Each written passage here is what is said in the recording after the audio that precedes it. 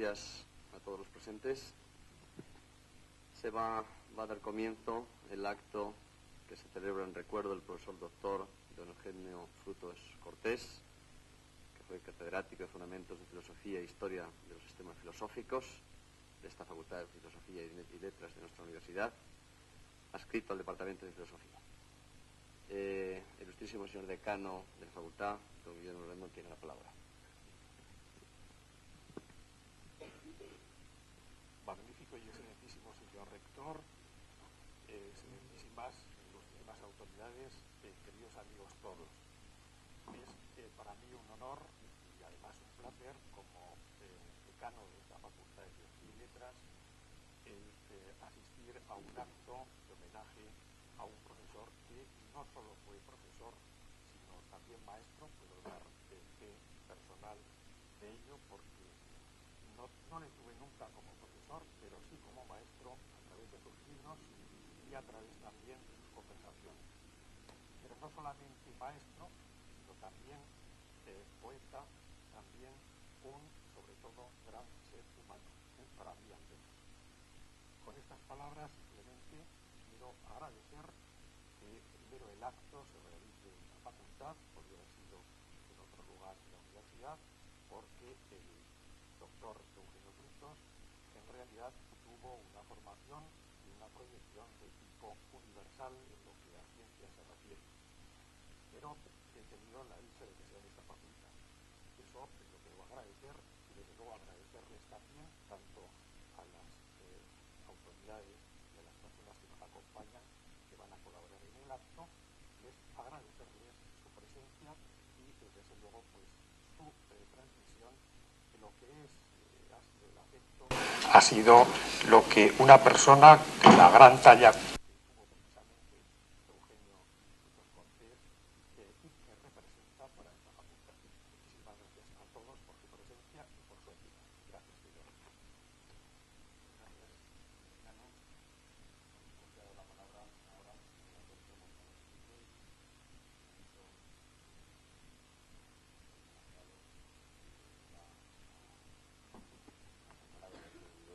En este momento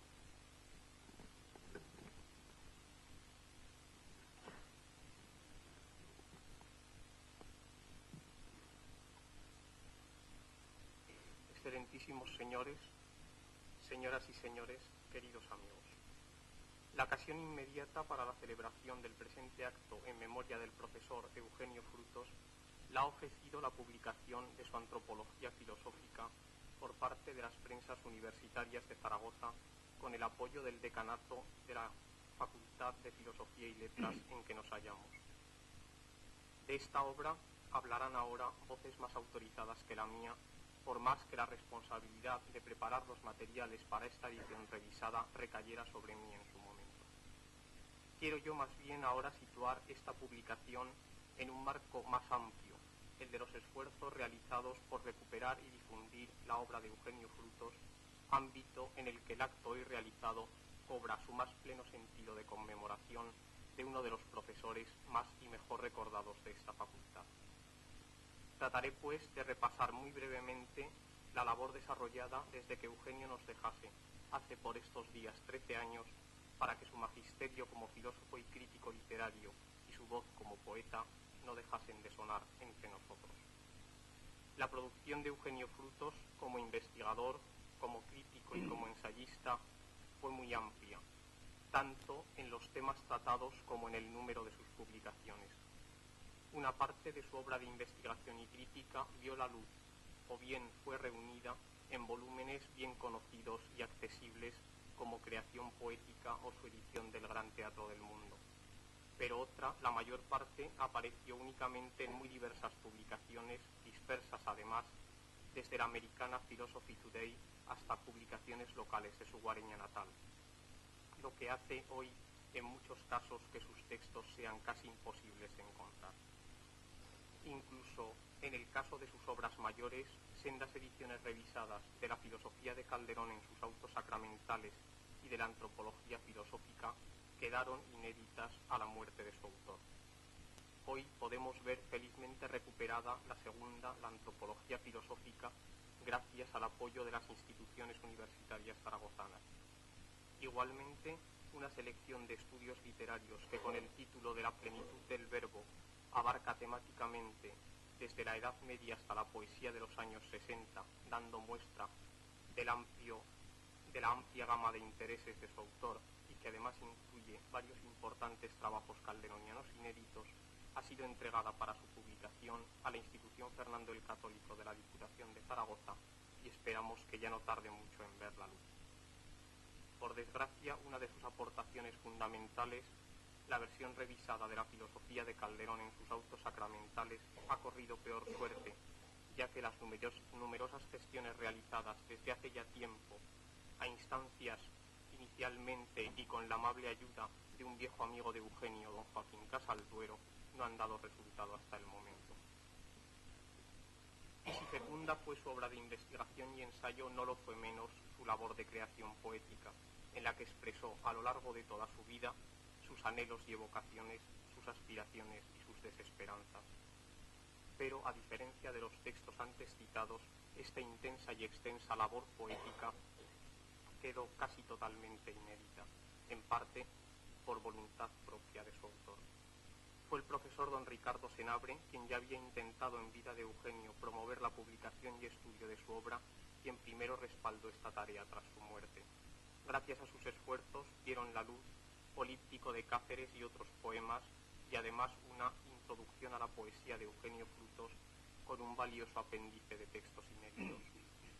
Esta tarea, para la que dejó abierto el camino, fue proseguida por quien les habla con la inestimable ayuda de un profesor de esta facultad, don José Enrique Serrano, lo que ha permitido que vean la luz, además de algunas aportaciones críticas, dos poemarios más, uno de ellos muy querido por su autor, Dictado de Amor, y otro de poemas de su primera época, Prisma y otros asedios a la vanguardia. Poemarios a los que esperamos se una pronto un tercero, Torbellino de Aspas, ya listo en la imprenta a falta tan solo de su encuadernación. En este terreno, sin embargo, lo hecho es poco. Nuevos proyectos están en marcha y es todavía mucho lo que queda por hacer. Mientras, y por otras vías, es la hija mayor del poeta, María Eugenia, quien, con las bellas dotes de rapsoda que podrán comprobar a continuación, contribuye a difundir con menor amplitud quizá, pero con mucha mayor emoción, los poemas de su padre. Al cerrar ahora este repaso de la labor desarrollada en los últimos años para difundir la obra de Eugenio Frutos, quiero agradecer de nuevo a esta universidad, en las personas de su magnífico y excelentísimo señor rector y del excelentísimo señor decano de esta facultad aquí presentes, el apoyo recibido en la tarea, y a ustedes su asistencia a este acto, la cual expresa de una manera mucho más viva que cualquier posible monumento la vigencia del recuerdo y de la palabra de Eugenio Frutos. Muchas gracias.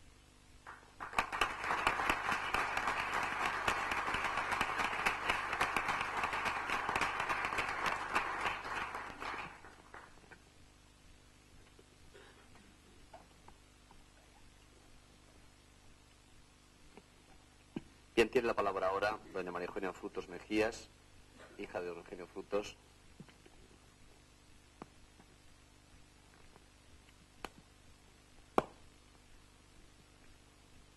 Buenos días, señoras y señores, excelentísimo señor rector y decano de la facultad. Yo, como ha dicho Alberto, voy a limitarme a dar una pequeña muestra de los poemas de mi padre, empezando por, puede ser que sea casi el primero que publicó y que fue solicitado por personalidades como Lorca, Damaso Alonso o Guillén, en una carta que le escribieron pidiendo su colaboración para el centenario de Góngora. Para este acto él escribió el romance de los molinos. El molino de agua plisa la falda inquieta del río. Gira el molino de viento, despeinando los caminos. De peregrinar descansa el molino de agua y reza. El fino mastín del río lame sus llagas abiertas. El molino de agua duerme, el mastín de noche sueña, Al alba vendrá, molino, al alba tu molinera. Sus pies veleros del río, ala sus manos abiertas, los cabellos enredados en las últimas estrellas y los senos temblorosos en el talle, como abejas que se inclinan en la ribera, el corpiño desceñido como pétalo que tiembla. Hila el molino de viento, hila la luz en su rueca, va devanando el ovillo del sol su devanadera. Ventilador de las nubes, reloj de viento y arena, abren sus aspas la rosa que deshojan las tormentas. Aeroplano encadenado, Prometeo de la estepa, que ha de volar algún día hacia mares sin ribera y un camino de Santiago ha de dejar como estela.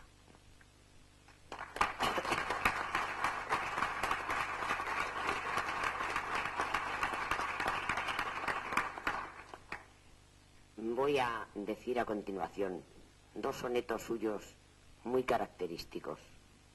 El uno es Ágil Gacela. Ágil Gacela, si salvaje, tierna, por cañadas en flor de adelfas rojas, salta tu sangre que a compás deshoja, rozando cisnes con su llama eterna. Y surte tu canción que aires gobierna, alcanza estrellas y despierta hojas, plumando cisnes que de fuego mojas en el agua con sol de tu cisterna. Tiene pétalos de aurora, nacidos de su propio hielo frío y de la noche oscura en donde moras, y donde el ruiseñor del sueño mío quemaba las estrellas de sus horas que al alba fueron sobre ti rocío.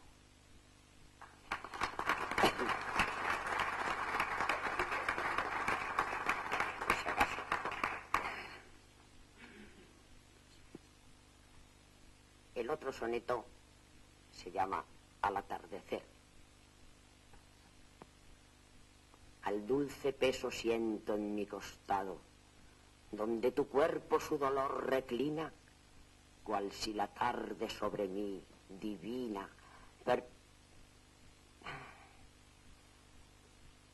palpitante se hubiera reclinado. Late tu corazón acompasado al ritmo de la estrella que adivina, y a través de tu piel cálida y fina, auras de otras estrellas me han llegado. El misterio en el orbe diluido, en figura y en peso se concreta, conmoviendo al incrédulo sentido. Todo en torno de mí se hace planeta. Las ilusiones que buscaban nido hallan la puerta de la paz secreta.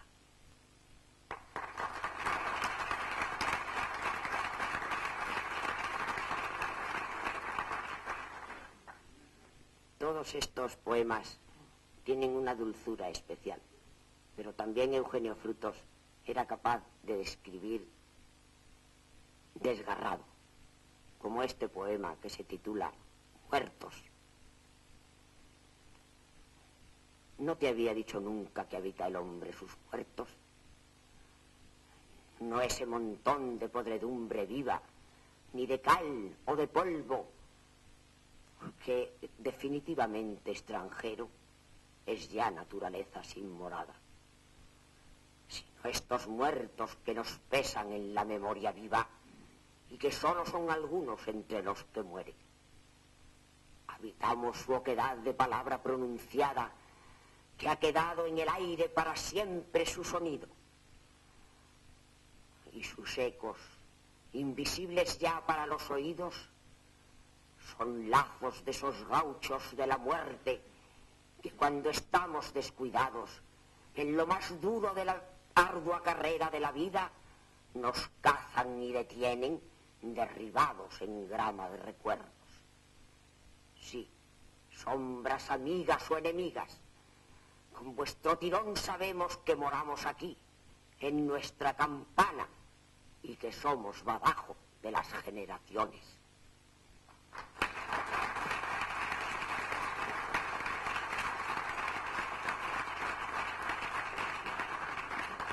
Sabía que me iba a pasar.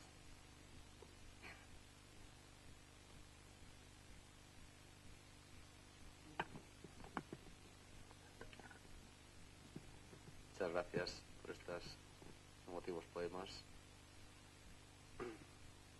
Vamos a dar la palabra ahora a don Joaquín Lomba Fuentes, en su calidad de director del Departamento de Filosofía, en el que ha escrito don Eugenio Frutos.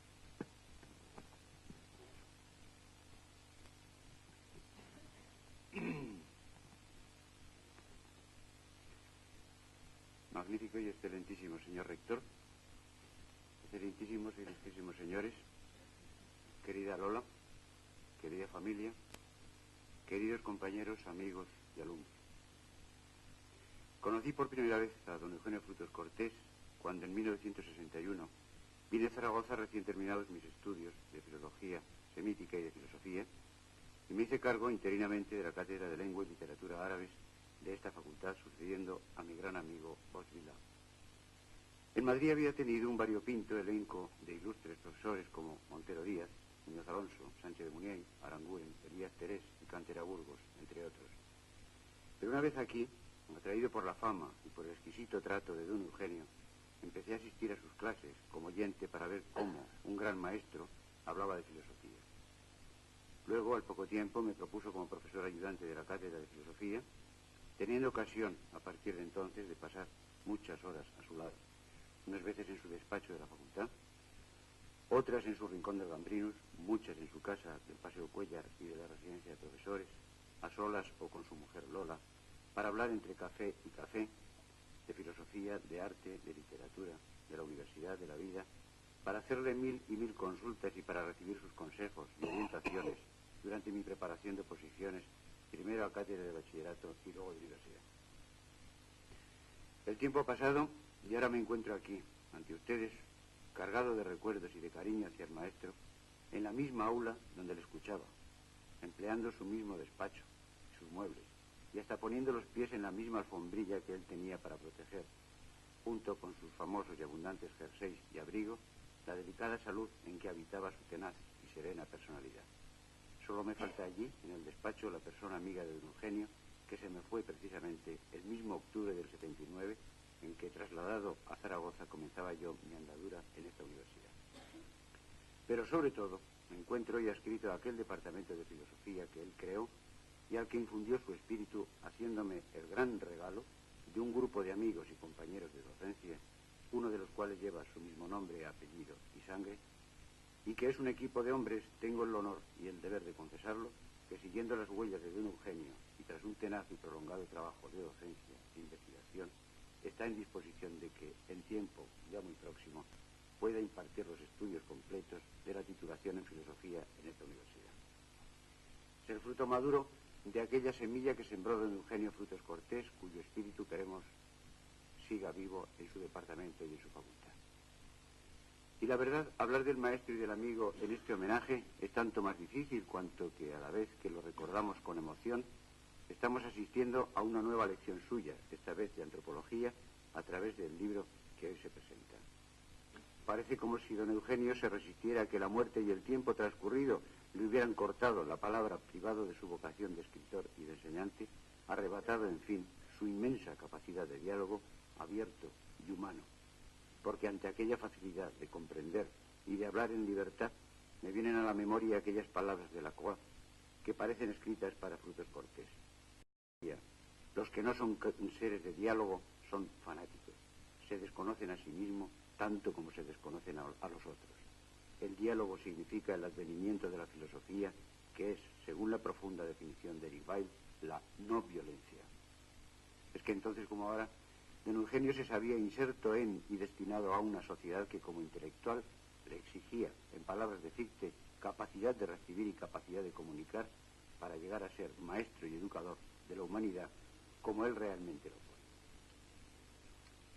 En 1977, don Fernando Lázaro Carreter, que hoy nos acompaña en este acto, decía al final de su colaboración en el homenaje que la Facultad de Filosofía y Letras tributó a Eugenio Frutos Cortés con motivo de su jubilación: Zaragoza debe saber que esta jubilación priva a su universidad de uno de los profesores más preclaros que nunca tuvo. ¿Lo ignorará? Si cediendo a alguna tentación Eugenio Frutos se hubiera establecido en Madrid, su nombre tendría hoy resonancias nacionales, puesto que a nadie he conocido que la aventajara en dotes de intelecto y sensibilidad. Y poco más adelante continuaba: pero él modestamente, indiferente a la vanidad o a la ambición, fieramente egoísta en su vocación socrática, prefirió quedarse aquí cultivando su saber, fundando el de otros, ni envidioso ni envidiado. Aparte de adherirme a su saber, aparte de adherirme por completo a esta opinión, gracias, profesor, por la alusión a la vocación socrática de Frutos Cortés, porque me da pie a echar mano de aquello que Platón, en su República, dice por boca de Sócrates del verdadero y auténtico filósofo, que parece anunciar al pie de la letra la vida y talante que iba a encarnar don Eugenio. Creo que el mejor obsequio que podemos hacerle, preferible a cuanto se me pueda ocurrir a mí, es escuchar esas palabras convencidos, como estamos muchos de los aquí presentes, de que las hemos visto realizadas en un hombre que anduvo entre estos muros, dejando su huella en nuestra carne y sangre de docentes y universitarios. Decía Sócrates, y me limito a entresacar solo algunas de sus palabras: se debe llamar verdadero filósofo aquel que está rápidamente dispuesto a gustar de todo estudio y a marchar con alegría a aprender sin hartarse nunca. Al que acoge gustoso las cosas que son auténticamente verdaderas y no va tras cualquier opinión versátil.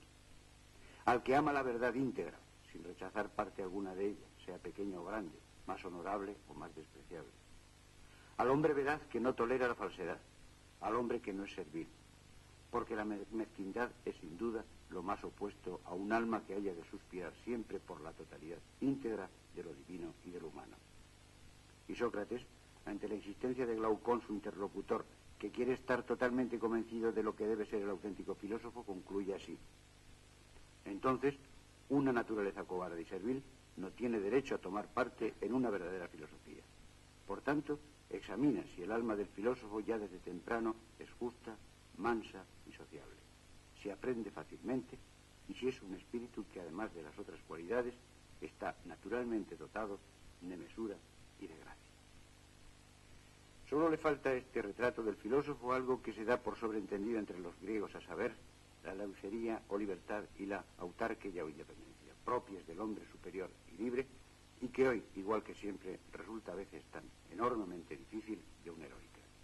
También en esto Frutos Cortés fue, tanto en su pensamiento filosófico como en su vida, un auténtico y modélico ejemplar. Basta con hojear el libro de antropología que hoy se presenta para ver que la palabra libertad es uno de los puntos centrales de su filosofía. A cada momento se encuentra uno con este término libertad y con la idea de que, literalmente, ser libre significa exactamente estar liberados para conseguir los fines que nos proponemos libremente y con independencia. Pero es que además su vida fue un continuo y real ejercicio de esa misma libertad e independencia. Y puesto que antes he echado mano del filósofo Platón para hacer el elogio, ahora para terminar lo voy a hacer usando las palabras de otro, que por cierto era uno de los predilectos de don Eugenio. Me refiero a Jaspers, que en su librito La filosofía desde el punto de vista de la existencia dice algo que a mí personalmente me ha conmovido y seducido desde siempre y que aprendí, sin duda, del maestro que hoy celebramos. Dice así Jaspers, y con esto concluyo: ¿cómo describir la independencia del filósofo hoy posible? No inscribirse en ninguna escuela filosófica, no tener una única verdad en exclusiva y de forma dogmática, hacerse señor de los propios pensamientos, no amontonar riquezas filosóficas, sino ahondar en el propio filosofar, pugnar por la verdad y la humanidad en una comunicación sin condiciones, hacerse capaz de aprender y apropiarse de todo lo pasado, de oír a los contemporáneos y de llegar a estar abierto a todas las posibilidades.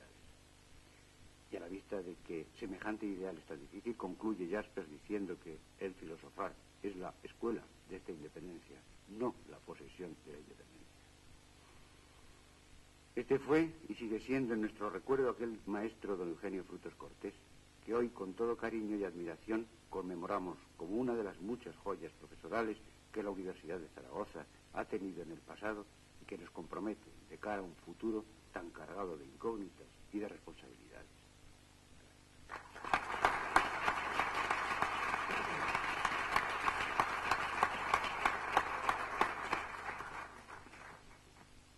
Muchas gracias, profesor Lombard, por sus palabras, que han sido, creo, suficientemente elocuentes. Y voy a proceder a dar la palabra ahora a un discípulo, y en calidad de tal viene hoy aquí, y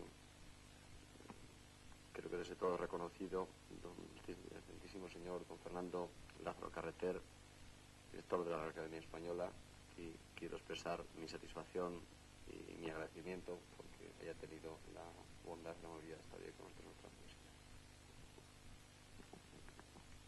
Excelentísimo señor rector magnífico, excelentísimos, ilustrísimos señores, familia Frutos, señoras y señores. Cuando el señor decano de Filosofía y Letras me hizo el honor de invitarme a intervenir en este acto, opuse una leve resistencia motivada por el agobio increíble de obligaciones que en estas semanas están pesando sobre mí. Pero me di cuenta pronto de que no tenía derecho a rehusar, porque a la obligación debe anteponerse el deber, aunque haya que cumplirlo imperfectamente y con agobio. Y muy pocas cosas hay que yo sienta como mayor deber que el de honrar la memoria de quien fue mi maestro, de quien me ayudó a instalarme realmente en la vida intelectual cuando ésta parecía haberse extinguido. A mí y a otros compañeros que al acabar el bachillerato en el Instituto Goya habíamos optado por los estudios de Filosofía y Letras. En el volumen de homenaje que la Universidad de Zaragoza publicó en 1977, mi contribución consistió en un reconocimiento de aquella deuda. Don Eugenio vivía aún, viviría 2 años más, y pudo leerla, y tal vez enterarse de cuánto había influido en nuestras vidas, en la de Félix Monge, en la de Gustavo Bueno, en la de Constantino Láscaris y en la mía propia. Por supuesto, en otras muchas, pero solo hablo de lo que puedo testificar. Digo que tal vez se enteró entonces porque él lo había hecho sin deliberación, con la mayor naturalidad, satisfaciendo una vocación magistral de que no era consciente, tratando como amigos a aquellos muchachos en largas conversaciones de 3 o 4 tardes enteras por semana, en tertulia informal, sin plan previo, como suelen ser todas las tertulias, que sin embargo pasaba insensiblemente a las cuestiones que a él le interesaban y que de pronto, por la sugestión de su palabra, se hacían para nosotros lo más importante del mundo: poesía, filosofía, política, recuerdos suyos, personas, libros, hechos, para él muy cercanos, pero que a sus visitantes nos parecían remotos. Se había interpuesto entre ellos y nosotros una guerra seguida de silencio. Ahora acudían a nosotros por aquel generoso puente. He vuelto a leer esas páginas que le dediqué en el homenaje. Casi las había olvidado y encuentro dicho en ellas lo que hoy podría decir. Pero ya ausentes él y Constantino Láscaris, discípulo suyo directo en la consagración a la filosofía, y Monge, Bueno y yo, jubilados, casi expulsados de la universidad y públicamente viejos. Todo ha cambiado, y pienso que un estudiante que lea lo que allí cuento de aquella Zaragoza hace medio siglo, apenas podrá creerlo, y le costará entender qué supuso en ella, y para quienes lo conocimos, el catedrático Eugenio Frutos.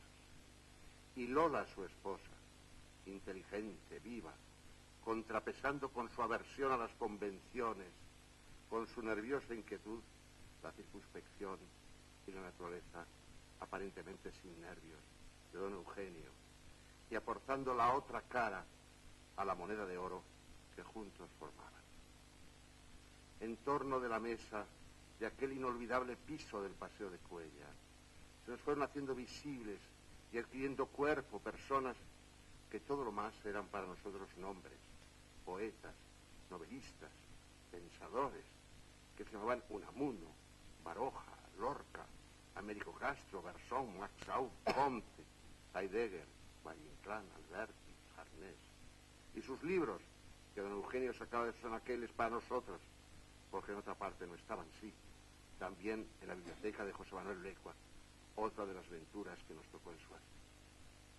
Leídos sin orden ni concierto, como hay que leer en esos años en que, como decía Valéry, es preciso amueblar la mente, llenarla en espera del momento de ir poniendo las cosas, las obras, los nombres en su sitio. Recuerdo el asombro de don Eugenio cuando le confesamos ignorar quién fue Miguel Hernández y cómo declamó, sobrecogiéndonos, la elegía a Ramón Sige. Pero un instante después, y sin saber cómo, estaba hablando de Sartre, cuyo tratado El existencialismo es un humanismo, traduciría y publicaría, aunque eso sí, encajándolo en un estudio propio, porque Sartre, figurando en una portada como autor, hubiera sido impensable en 1949. El existencialismo, sometido a su examen cristiano, y que en el mejor de los casos solo era algo susurrado por quienes habían oído hablar de él, se nos convirtió en frecuente tema de conversación de nuestras imperitas opiniones, como siempre imperceptiblemente corregidas por nuestro imperceptible maestro. Centenares de horas nos consagró, nos regaló, muy probablemente sin darse cuenta, de igual modo que nosotros, no nos dábamos cuenta de que eran un regalo. Horas que se prolongaban en los veranos de Jaca para quienes acudíamos a sus cursos, esos admirables cursos inseparables de la proyección de la Universidad de Zaragoza en el mundo. He leído esta edición de su antropología filosófica, preparada con verdadero rigor y amor de filólogo por Alberto Montaner, rama pujante de aquel tronco. La he leído deprisa, porque me temo que sea ya mi única manera de poder leer. Conocía la primera e insuficiente edición. Y he vuelto a encontrarme con Eugenio Frutos, con el poeta, con el crítico, con el profesor absolutamente informado, con su preocupación por el otro, por la recuperación del orden del mundo revelador de Dios, en que no dejó de creer firmemente, cuanto tanto desorden le tocó vivir y sufrir. Se diría que su naturaleza le llevaba a escribir este libro por necesidad. Tenía que dar forma para los demás, pero en primer término, para sí mismo, a la restauración del hombre escindido, empresa que en las líneas primeras de su obra asigna a la antropología filosófica. Carezco de toda competencia en tal disciplina, y si me ha interesado mucho la doctrina, a la que deberé volver con más tiempo, más atención he puesto en el empeño de hallar al autor, a mi amigo y maestro, en sus páginas.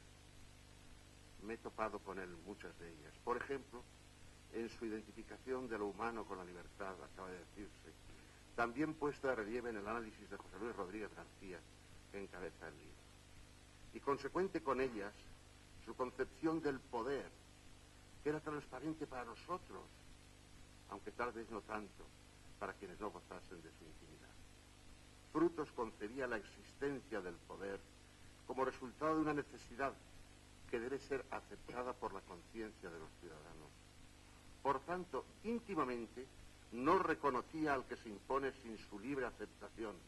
Piénsese en cuándo escribía esto. Y su admisión por parte de los ciudadanos debía resultar de tres legitimidades.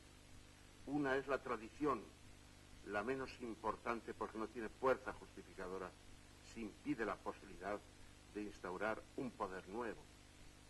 Legitima también al poder el estar a la altura del tiempo, nunca en contra de lo que éste exige. Por último, dice, lo hace lícito el que posibilite la apertura del hombre a lo trascendente, hacia lo religioso, pero también a todas las formas en que el hombre puede ser creador.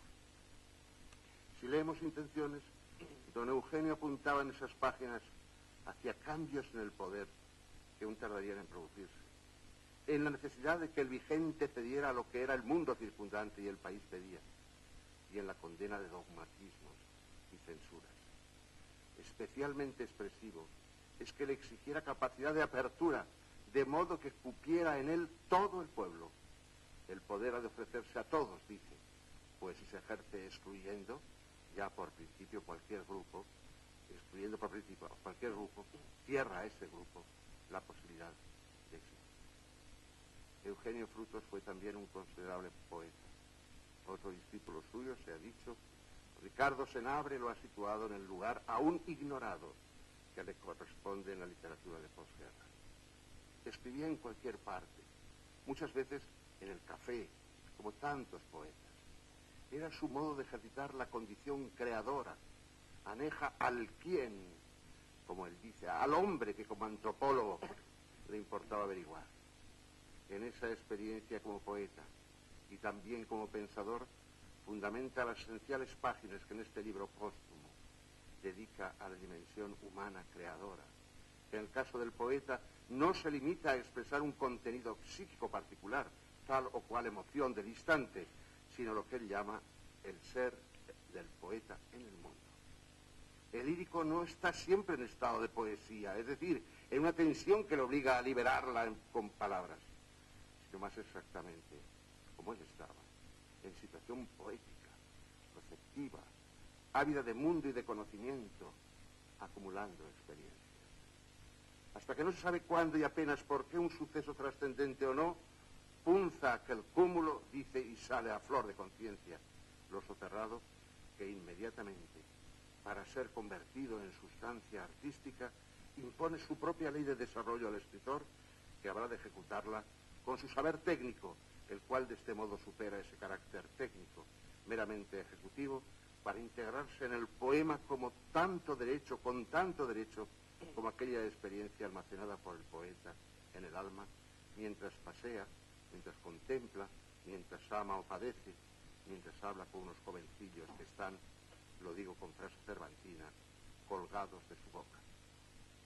Las páginas que la antropología filosófica dedica al cómo y al porqué del arte verbal, no enteramente nuevas, porque ya tenían cumplido desarrollo en nuestro libro anterior, el titulado Creación Filosófica y Creación Poética de 1958, cuentan entre las más lúcidas que a la estética literaria se han consagrado en España por la feliz reunión en una sola persona, nada habitual, de un pensador riguroso y de un escritor en permanente situación poética. Siempre me emociona mucho regresar a esta facultad, a esta casa, donde se agazapa un trozo muy importante de mi vida. En particular en esta aula, donde unos hombres, no dudo en llamarlos heroicos, porque actuaban en un ambiente de sospecha cuando no despectivo, se esforzaban por desbravar a unos estudiantes que empezaban a andar por el mundo sin otra luz apenas que la de ellos. Se llamaban Francisco Indurain, Federico Torralba, Eugenio Frutos. Hoy la luz y la llama de este último se reaniman de nuevo y don Eugenio se nos hace presente con este libro, en el que congregó una parte de cuanto fue, de cuanto supo, de cuanto sintió. La otra parte de su ser no cabe en un libro, aquella bondad suya, aquella mirada sonriente y tranquila, aquel hablar sosegado, sus repentinos fríos cuando nadie los sentía, su soledad, porque Eugenio Frutos, hombre superior al fin, aun en medio del bullicio, daba siempre la sensación de estar en estado de soledad, deambulando por su alma, escuchándola, depurándola, no para sí, sino para entregarla limpia. La he buscado durante unas horas de lectura apresurada en su antropología filosófica y la he hallado enseguida. Quien no pueda, porque no lo trató, se encontrará en el libro una de las mentes teóricas más potentes de los últimos años, a la que tocó discurrir en tiempos de tribulación, bien a contrapelo de lo fundamental que a él le importaba, con la libertad concedida, sin la cual el quién que era se veía forzado a una reducción cuando había nacido para destinos intelectuales del más alto rango. Muchas gracias.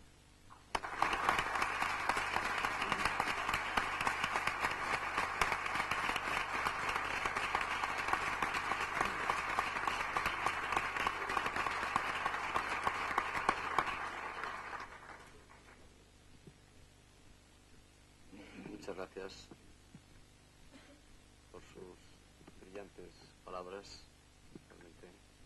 Creo que no será fácil encontrar a alguien que sea capaz de resumir de esa forma tan magistral lo que es la figura de don Eugenio Frutos. Voy a dar la palabra ahora a otra persona que se encuentra con nosotros en la mesa, que además de unir su condición de ser en la actualidad general jefe de la región pirenaica oriental, ha sido y se tiene por tal un discípulo también de don Eugenio Frutos, don Ricardo Marzo Mediano. Excelentísimo y magnífico señor rector, excelentísimos señores, querida familia Frutos, yo debo empezar diciendo, si se me permite, que aquí pasa un poco como en las bodas de Caná, porque antes de las palabras de clausura del rector, difícilmente el vino va a ser mejor el que las palabras que ha pronunciado los anteriores oradores, especialmente por los recuerdos acumulados y expresados que me ha parecido estar viviendo justamente las horas, los aspectos, las frases, los momentos que se han glosado. Riesgo de que mis palabras no sean tan elocuentes, sí que quiero expresar aquello que con sinceridad, sin ánimo de buscar mecanografías, simplemente con la pluma y unas cuartillas, han brotado espontáneamente de mi corazón y de mis recuerdos, algunos muy ocultos. ¿Por qué he venido a esta invitación? Pues lo he hecho para dar un testimonio público en lo que a mi persona se refiere como modesto y antiguo alumno, pero también un poco en lo que represento. Para adherirme al pensamiento de nuestro querido profesor, para expresar el respeto a su persona, el cariño a sus consejos y la admiración a su docencia. Y porque quizá es bueno subrayar de vez en cuando que frente a la indiferencia en tantos aspectos en que hoy vivimos, es conveniente evitar, en cierto modo, el raquitismo de la charlatanería, de lo pseudocultural, que nos lleva a esoterismos superficiales, a los ídolos, a las supersticiones, y poner de relieve, ciertamente, aquello que muchas veces, por estar tan próximo, no llegamos a valorar en toda su profundidad. La influencia en mi vida personal fue enorme, la de don Eugenio. ¿Cómo le conocí? Yo acababa de salir de la Academia General Militar, donde había ingresado a los 16 años, y era teniente a los 20, y estamos en los años 50. Aquella generación que, reflexionando sobre ella, se me ocurre pensar que era como una inmensa autopista, por donde iban todos los vehículos casi a la misma velocidad, y de vez en cuando había algún modelo diferente, con aquella educación de la posguerra, siendo los niños de la guerra, con 4 años de una enseñanza en un centro castrense. Apareció un buen día y de uniforme en su clase. Entonces venir a la facultad de uniforme nos sorprendía. Había muchos alumnos de la milicia universitaria y además nuestra clase era variopinta, porque ciertamente estaban las, vamos a decir, chicas terminadas su bachiller, algunas, filosofía y letras seguía siendo un poco aquella forma tradicional de entender una salida femenina. Después, los hábitos religiosas, sacerdotes, alguna barba que era un poco vanguardista, algún tipo más o menos snob, y por supuesto el que apareciera un señor vestido de uniforme de don Eugenio, estoy convencido que no le produjo la menor sorpresa. A partir de ese momento, en aquella clase heterogénea, empecé poco a poco a ir escuchando todas las enseñanzas que no sabía desgranar. Y el bien que produce sobre mi persona Una persona que estaba, en aquel momento al menos, un tanto, diría yo, fragmentada. Las crisis que se producen en determinados momentos de la juventud me habían llevado no solo a inquietudes profundas en el terreno religioso, me habían llevado también a vivir en el extranjero, en París.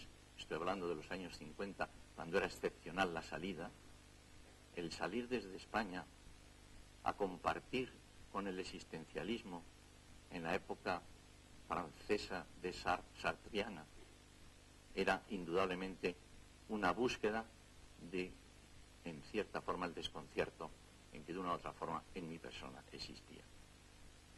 Él me enseña la unidad de la persona. La unidad de la persona, precisamente, construirla sobre un núcleo. Y a partir de él es cuando tiene sentido la creación personal. Una esencia, la esencia definida. Y sobre la propia esencia ir construyendo todo el proceso de una existencia. Aquella angustia de la libertad, por la libertad, que tantas veces le expresaba, aparecía recompensada en sus palabras justamente porque, como cita también en su antropología, la negación de la indiferencia, la negación del azar ante la necesidad de la búsqueda de la libertad que antes se ha citado de la persona humana. La salvación del hombre, profunda inquietud que sentíamos entonces, fruto también de una educación muy vinculada a las verdades católicas, expresadas en forma muy distinta a como entiendo que hoy se hacen, aquella salvación por el hombre, aquella búsqueda del cumplimiento de su obra, nos era ampliamente explicada y permanentemente entendida desde el punto de vista de aquello que expresábamos como un profundo problema en nuestra persona. La riqueza de la cultura que nos ponía siempre por delante para alcanzar justamente la propia trascendencia personal, la poesía del existir, la poesía del ser, la esencia y la existencia como contrapunto permanente, al igual que en una fuga de Bach. Yo diría que casi toda su obra influye muy poderosamente entre la antítesis en la concepción del ser Parmenidea y la concepción de la vida que presenta Heráclito. Y justamente ante estos dos extremos está él dándonos a entender profundamente todo el valor de lo que significa la riqueza humana, el humanismo, la creación cultural, pero siempre con una misma finalidad, que es la de ser un ser trascendente. El blanco y negro de la vida, porque fundamentalmente se ha subrayado, pero yo me adhiero totalmente a esto, era un gran poeta. Las dos vertientes de todas las cosas, la luz y las sombras, el hombre y Dios, eran los motivos fundamentales de aquel rinconcito de Gambrinus, y es verdad, de aquel abrigo siempre sobre sus hombros, de aquellos sus fríos.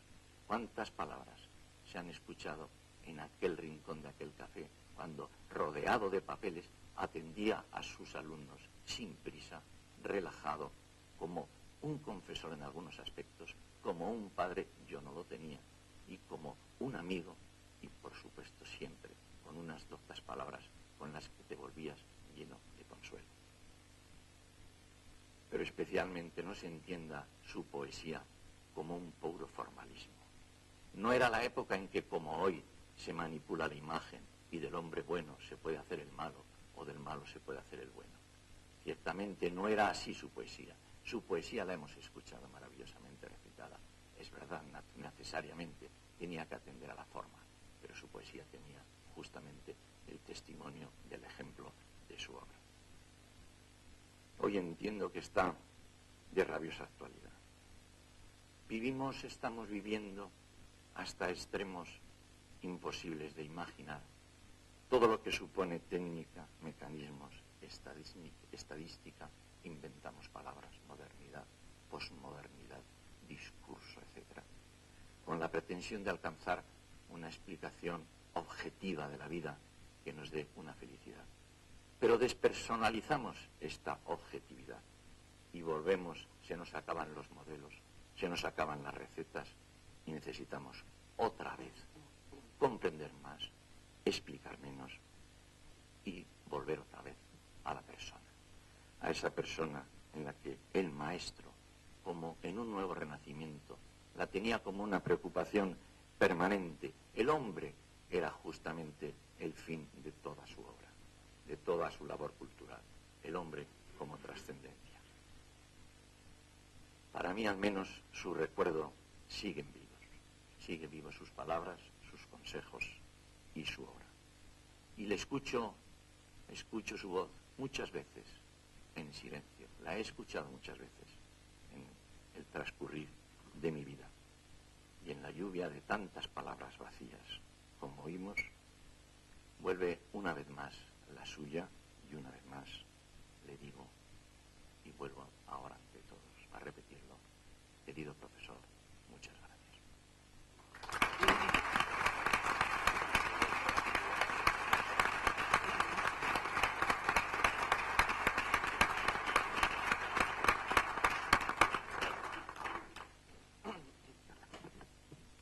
Muchas gracias, general, también por sus muy elocuentes palabras y cariñosas palabras del profesor Fruto, que a nosotros los universitarios nos gusta mucho escuchar, porque desgraciadamente, como todos hemos sabido, durante ciertos años ha habido un cierto alejamiento entre universidad y milicia, ¿verdad?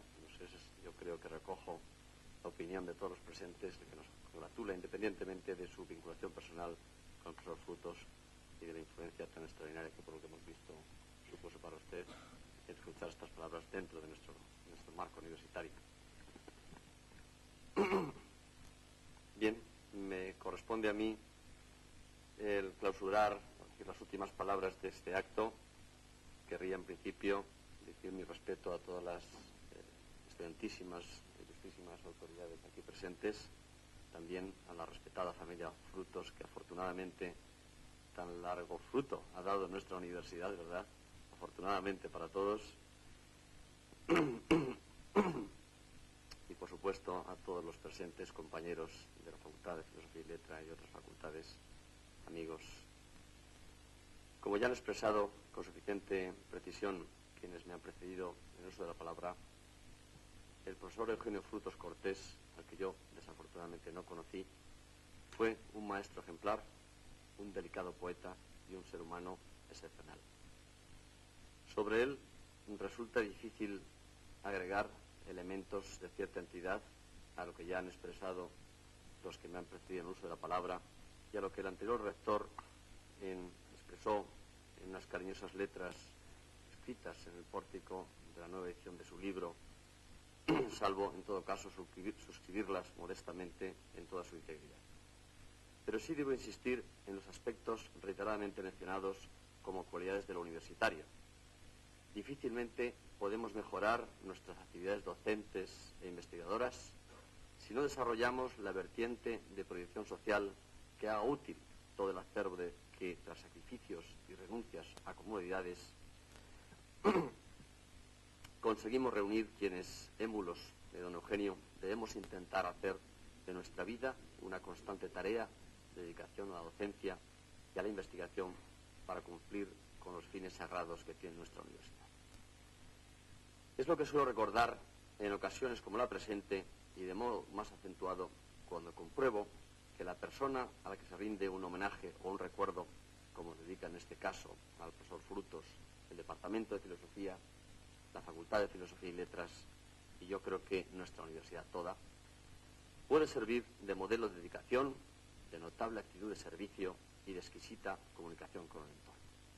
Hoy, tiempo de cambio acelerado, tiempo de dudas y de brumas, rico por otra parte en manifestaciones y creatividad, seres humanos, como fue el profesor Frutos, tienen la maravillosa cualidad de haber detenido el tiempo en la actividad de lo esencial y, por tanto, nos transmiten la seguridad de los valores permanentes, que destacaron y se mantienen por encima de las actitudes de incomprensión y de los elementos desintegradores y de aniquilación del intelecto. La filosofía, en su sentido primero etimológico, amor a la sabiduría, con las connotaciones de búsqueda permanente, de creación continua, de comunicación generosa y fértil. El doctor Frutos no murió sino que se halla con su excepcional magisterio sobre todos ustedes, especialmente vivo en quienes recibieron y transmiten su talante, dotado de la natural sencillez del sabio, y su saber, y aún algo más importante, después de escuchar sus respectivas intervenciones, es preciso destacar como paradigma su amor a la sabiduría, lo que permite aplicarle con gran precisión la denominación de auténtico filósofo. Que la gran humanidad y dedicación del maestro a la filosofía, como máxima y esencial aspiración del saber, sea ejemplo a seguir por quienes dudan o precisan de un apoyo firme y seguro. Si hay personas singulares y emblemáticas que ennoblecen las instituciones en las que depositan su vida, y creo que es así, una de ellas fue y es Eugenio Frutos Cortés, a quien sin duda puede aplicarse positivamente aquel pensamiento de Coleridge: no existió jamás un gran poeta que al mismo tiempo no fuese un profundo filósofo. Muchas gracias.